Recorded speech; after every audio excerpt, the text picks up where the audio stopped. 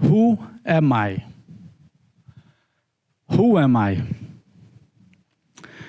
It's been through my masks, the nicknames I've gotten, that I've been able to see glimpses of who I thought I was. My first nickname was Lele. Lele was born with a congenital deformity, a flat toe that looks like a pancake. I was a sickly child who had facial twitches and tics, and I was always hiding behind my father, fantasizing about playing with the kids with no shoes. When I was 7, my father left Colombia to the United States, and I felt the abandonment. When I was 8, I came out of isolation to play with the kid with no shoes, and I was named Mono. Mono and his friends stole oranges, mangoes, and one time stole the chicken to make sancocho out by the creek.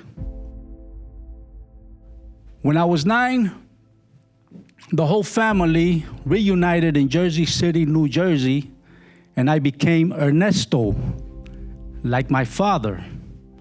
Ernesto is my father's name.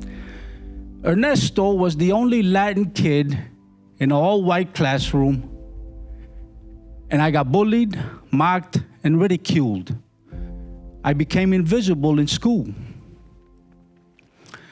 At home, my mother and father juggled 4 jobs and a college degree. My aunt and my grandmother worked. My 3 sisters played with Barbies, and my 2 brothers played with Barbies.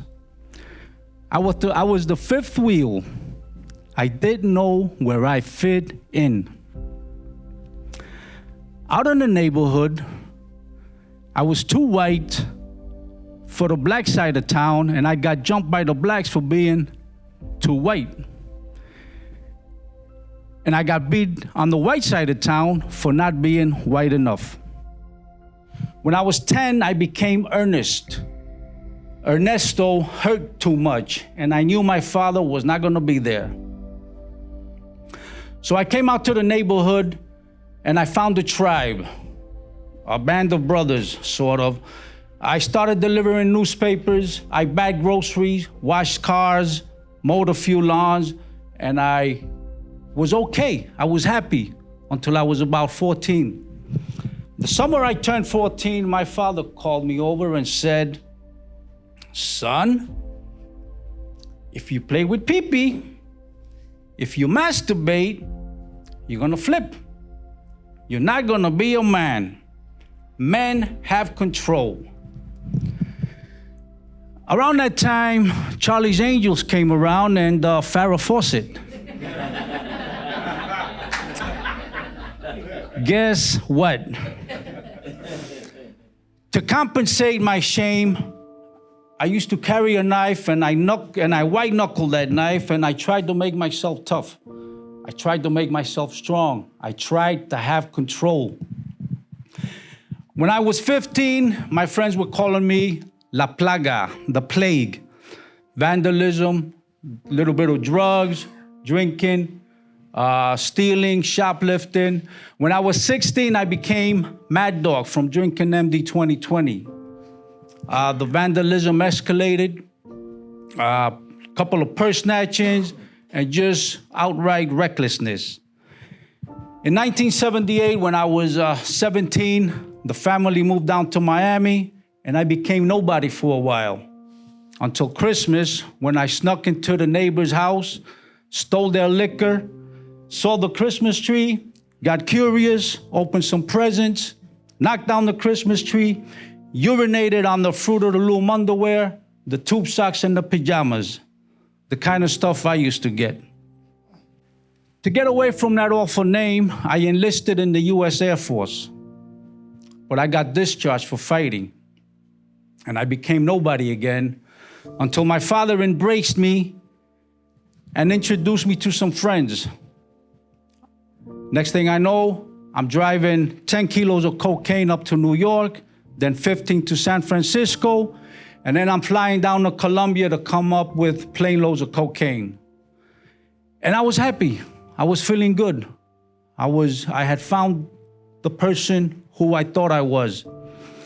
At 21, I went with the next Vietnam crew. We went over to Arkansas, stole a plane, went down to Texas, rigged it, and picked up 268 kilos of cocaine from Colombia, and I got arrested. A year later, I'm doing time at Leavenworth Maximum Security Penitentiary, where I became Carro Loco. Carro Loco was okay. He knew how to hang with the brothers, he knew how to hang with the whites, and I had a Latin tribe, and we protected each other. I was okay until I was 26. When I was 26, my father squandered the family fortune and sacrificed another son to prison. How can you give away millions of dollars? My resentment and my hate led to my body waging war on itself. I started bleeding from my rectum. How can I explain this to my homeboys? So I white-knuckled it again, trying to will myself back to health, trying to have control, trying to be a man. After 2 months of crapping on myself, I went to see the prison doctors, and they told me I had colon cancer. They put me on a bus to the hospital. And I went inside my head to fantasize about dying like a man. If I kill 1 or 2 predators, I'd have a trophy, and at least I will die honorably. I did not want to die with blood coming out of my rectum. When I got to the hospital, I started looking inside. Who am I? Who the heck am I? What I found was a life flushed down the toilet. I found a lot of feelings of worthlessness, a lot of second guesses, a lot of insecurities. And I guess I made peace with my insecurities. I made peace with colon cancer and with death. A few weeks later, I'm back at Leavenworth in population, and I get called to the hospital, and they tell me that I didn't have colon cancer, that I had ulcerative colitis, and that I would live. I never thanked the man upstairs or the universe because I cried for 2 weeks. But I changed. Something changed inside of me in that hospital. I started taking courses. I started taking carpentry, masonry, electricity, small engine repair, and I even enrolled in college at night. Seeing me with all these books, my friends, my homeboys, whatever, started calling me Mr. Magoo. I wonder why. I had become blind. I became blind to the tribal law out on the edge of toxic masculinity.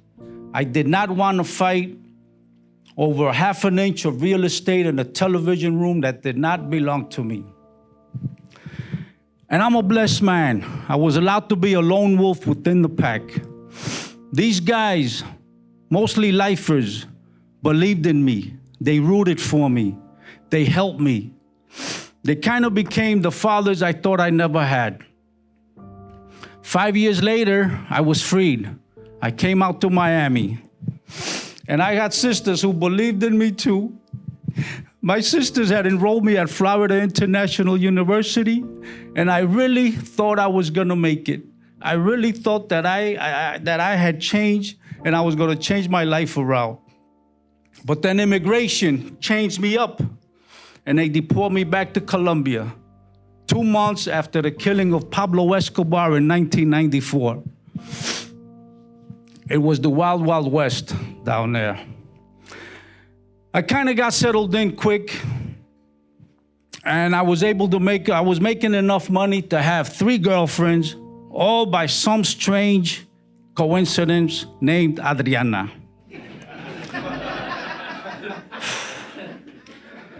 I used to joke around. I'm going to work out down to the beach, to the seas, until I get to the Zeldas. I was also riding shotgun with my best friend from Leavenworth, whose mother has gone down as one of the most notorious drug dealers in the world, next to Pablo Escobar, probably. And riding shotgun with Shorty was 2 machine guns cocked and loaded and watching out for motorcycles. What a way to die. But 1 shot of cocaine later, well, we all got to die sometime. And then I got another blessing. One of my Adrianas tells me she was pregnant. And I knew that my life had taken a turn. And how I knew this is because in my mind, I saw an image of my mother. Happy, genuinely happy, happier than I ever seen her in my entire life. Maybe I owed this woman. I had put this woman through hell throughout my life, as I did my sisters. And just like that, I became a da. I became a father. And I was good for 15 years until my daughter was 14. I couldn't box with her anymore. She was a black belt in karate. Oh, and my son was about 7. Just around the time my father left me. And I figured, you know what? It's time to go. It was just time to go. Family life was over. So I headed over to Madrid, Spain, with enough money, thinking I could buy me a new life. But how much drugs and sex can a man have and not find himself? 2 years later, I was emotionally and spiritually dead. I had a gun to my head, drowning in toxic shame, and the only reason, maybe, that I didn't do it was because, who am I? I asked myself the question again, who am I? I went to see a couple of shrinks, none of whom gave me any clue as to who I was. Then I got involved with a bunch of European hippies, people who express their emotions through dancing and music in search of an inner child that supposedly goes into hiding after trauma or extreme pain. I did not believe in this inner child concept. There was no trauma or pain in my life. My experiences had only made me strong, resilient, the man I thought I was. And that changed one day. In 1 second, I found my inner child. When I was 17, on my way to the Air Force, when I wanted to serve my country and prove to my family that I was a man, I got to the airport and there was about 100 recruits, all crying. And what I remember was taking a cigarette. What a bunch of sissies, crying like babies and going to war. 32 years later, I was able to see the tears of joy, the tears of honor, the tears of pride, the tears of service. Along with every recruit, there were mothers, fathers, brothers, sisters, uncles, aunts. I was the only asshole in there, and no one in the family had gone to see me off on the day I wanted to prove to my father that I was a man. And I felt this small. Abandonment and neglect. I had no idea that indifference could hurt so much. So I went back to Panama to be with my kids, and I moped around life, walking on emotional crutches, sometimes on an emotional wheelchair, trying to find out who I was, and I couldn't. About 5 years later, I'm shaking like a leaf on a tree. I'm terrified. Abandonment. The void was back. My last girlfriend had dumped me. And I got on the internet to try to fill the void with as much sex, women that I could find. Next thing I know, I'm back to emotional shame. I'm drowning in shame. But instead of taking a gun, I went back inside to try to reach that inner child who I had not seen in 5 years. And he appeared again. He's looking at me with big round eyes, but he dashes back in. And I follow this inner child somewhere inside the inner self, and I cornered him, and I asked him again, why? Shame is the only brakes you have in life. Shame is the only way I could get you from killing us, he said. And my inner child would never go away again. A few days later, I reach him again, and I ask him, what is wrong with us? What is wrong with me? And he looks up at me and says, you don't know how to love. You don't know what love is. All you care about is your motorcycles, your cars, your girlfriends, and validation from friends. You don't know how to bond with your children. You don't know how to have friends. You're just like your father, who only cares about music, soccer, and validation from his friends. And I knew this. I had become the man I resented most of my life, and I became the man I vowed never to be like. But something strange happens when you see the truth. The pain disappears. My pain was gone. It was no longer about me. So I started having a relationship with my kids. I started listening to my kids, something I wasn't able to do before that. I started helping with their homework. I took the house keys and I gave them back to my ex-wife, and I said, here, this house belongs to the kids. I had 3 properties, and I told her, I said, here, help me manage them because I'm gonna blow them on my next girlfriend. Have these for the kids. A year later, we were back together again. In late 2016, I was trying to get my daughter a legal status in the US. She was here studying, and I started Googling, and I found that I might be a US citizen. I went to the US Embassy, and sure enough, they gave me a passport. I've been a citizen since April of 1978. They should have never deported me. As I was leaving the embassy, the Panamanian authorities locked me up. I was wanted in the US for drug trafficking. I was extradited, and I came back, and I waited, and I waited. About a month later, I went to my PC hearing, and they tell me that I had left the district of supervision without permission. How the fuck can I leave my district when immigration changed me and ships me out? I told them. I've been a citizen since 1978, but they didn't care. So I stayed in the prison, and I waited, and I waited. I started doing push-ups. I started playing handball. I became main tier orderly. I was recreation orderly, and I was feeling 10 feet tall. I was thriving. I was feeling happy for some reason.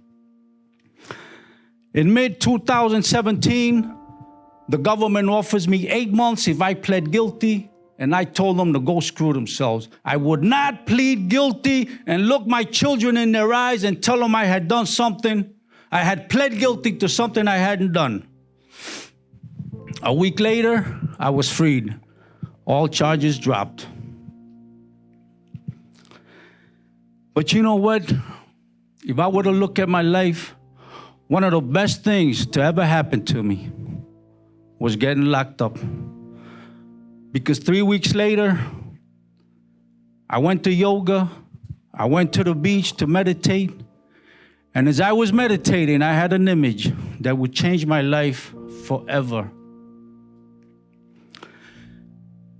My inner child was cornered inside my innermost self, somewhere inside my bones. And I saw another kid beating the crap out of him. You little fucking snitch. If you fucking tell, I'll kill you. And I couldn't believe it. It was the most real image I had ever seen in my life inside of myself.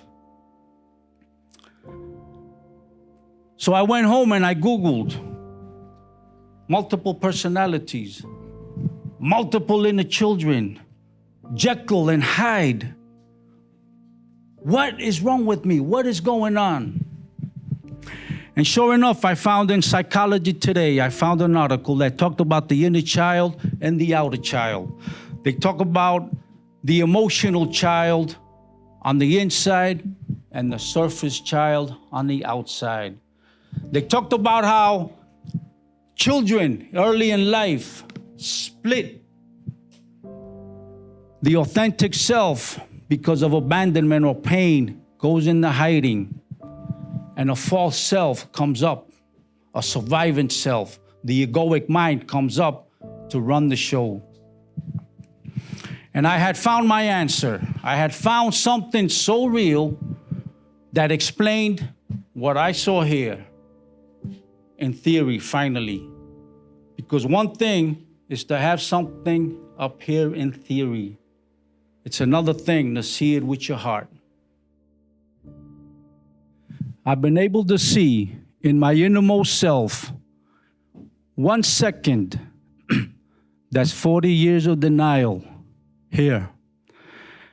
I've been able to see in one image inside my reptilian brain somewhere, a book written in the brain.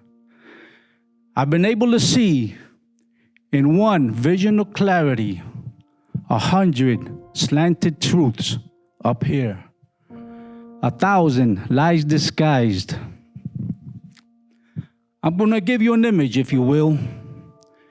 Imagine the innermost self as the egg, the intellect, the chicken. It is much more difficult to comprehend that there might be life, miracles, and transcendence here than the chicken that clucks and pecks and craps and then gets fried. My journey, ever since having this vision of clarity, has been to take my inner child, who's about yay big, and with a lot of gentleness, humor, love, and respect, help him, validate him, so that he can grow up, finally. And my journey since this vision of clarity has been to take my false self, my surface self, Mr. Magoo, Carro Loco, El Brother, Scrooge, Mad Dog, La Plaga, Ernesto, Ernest, Mono, Lele, and to bring them down to size. It's through integration that life becomes easy. It's through integration of the psyche that the chatter in the mind goes down. I have not seen my wife nor my son in 2.5 years, but I will soon. Because of this vision of clarity, I am able, despite not being physically with them, I've been able to be emotionally and spiritually connected. I feel the energy, I see the smiles, I'm there. Who am I? Who am I? I am who I am by the choices I make at the fork on the road. When I'm balanced, here, here, and here. When I'm perfectly balanced in body, mind, and spirit.